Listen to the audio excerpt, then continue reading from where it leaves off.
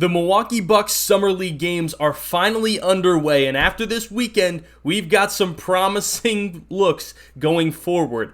I'm Jake Finnerty, and welcome on into Bucks Digest. If you're joining us here, make sure to hit that subscribe button down below. 95% of people that are watching the videos are not subscribed. Make sure to hit that subscribe button to stay up to date on all things Milwaukee Bucks. But, as mentioned, the Milwaukee Bucks are playing some basketball yet again, folks. It may be the Summer League roster, the Summer League team, but that gets us even more excited going forth in the offseason, seeing what we have going forward in some of these young guys, young prospects, especially A.J. Johnson, this year's first round pick, who honestly surprised me. But before we get into all of that, let's take a look at the squad that we're riding with going into these Summer League games. Right here, you got some standouts. You got Marjon Beauchamp, you got A.J. Johnson, Andre Jackson Jr., who people are expecting a lot of. Chris Livingston has shined as well. Ty Washington Jr., who was a solid guy on their G League roster, and even so Tyler Smith, who was their second round draft pick this year as well. A notable name that is not on this list, though, that's A.J. Green, another one of the AJs that are on this team. A.J. Green seen missing from this.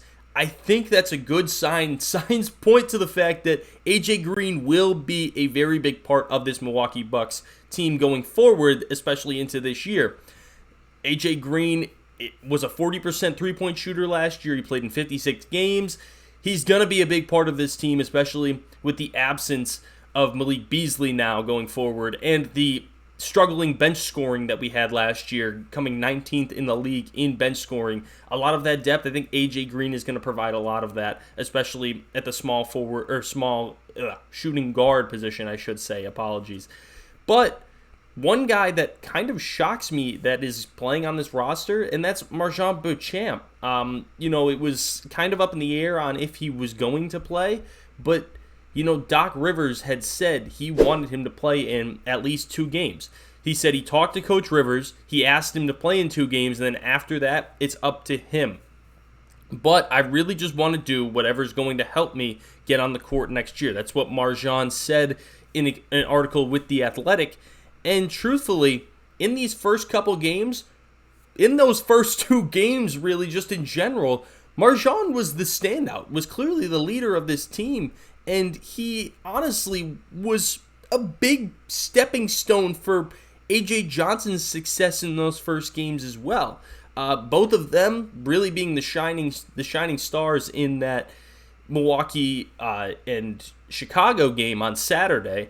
The box score here, you could see Marjon was the leading scorer for the team with 22 points, and A.J. Johnson coming in with 13 points, taking 15 shots as well for him, A.J. Johnson, which, was good. He was getting the reps, only shot 33% from the field. He made 2 threes on top of that, only shooting 22%, but it was good to see. It was a promising start for him. I think it was definitely a good look at him, and even if you look at some of these highs from Johnson here, this finish where he comes in and he's dishing the ball out, he's taking a shot, he's making that 3 right there, and he even had these tough finishes coming up the lane right here, and he has a tough finish and one, and it's just he showed a lot of athleticism, and there is a lot of look at why the Bucks took him at that spot. It may have been even dishing it out to Tyler Smith right there for an assist, adding to his stat line.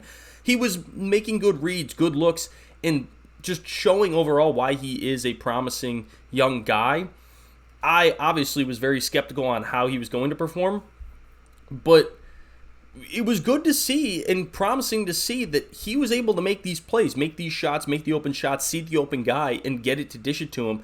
A.J. Johnson has a really good shot at being a very big part of this roster if he continues this play. Now, he didn't have the best game on Sunday when they played against the Cavs. No one really did, but Marjon still prevailed and was the leading scorer for the team as well. You could see him here. He had a lot of highlights in this game against the Bulls. He was a really, really prominent standpoint of scoring, obviously of attacking. He wants to get into the rhythm. He knows that this is kind of his shot to get himself into this rotation now that they're looking at guys like Gary Trent Jr., who is going to be that wing guy. They just brought in Taurean Prince. He's trying to find out where he'll fit in on this team, and I think he's trying to settle into his own before this season comes to fruition, and he's kind of left in the dark, left in the dust, because he wants a spot on this team. He wants to be a scorer off the bench, a tough finishing guy who can also play defense for this Milwaukee Bucks roster and really give himself a bigger role going forward and even maybe push up, because there's still an empty hole in this starting lineup. They could sign someone that is going to fit into that, but he could make his way there. He could make his case if he continues to play at a high level. Doc Rivers hasn't set anything in stone. This is a whole new offense, whole new defense that he's going to be rolling into next season. Marjon wants to be one of the premier players that is on this roster, and this is where it starts, is the Summer League. Getting himself into these rhythm, getting himself these reps. But they've got a game today. He's got more reps in him. We'll see what comes with that. If you want to see Marjon in the starting lineup, if you want to see AJ Johnson continue to get better game by game, make sure to comment down below what you think and any more standouts from these Summer League games that you think should get a shot on this Milwaukee Bucks roster. Make sure to stick here on Bucks Digest for all things Milwaukee Bucks.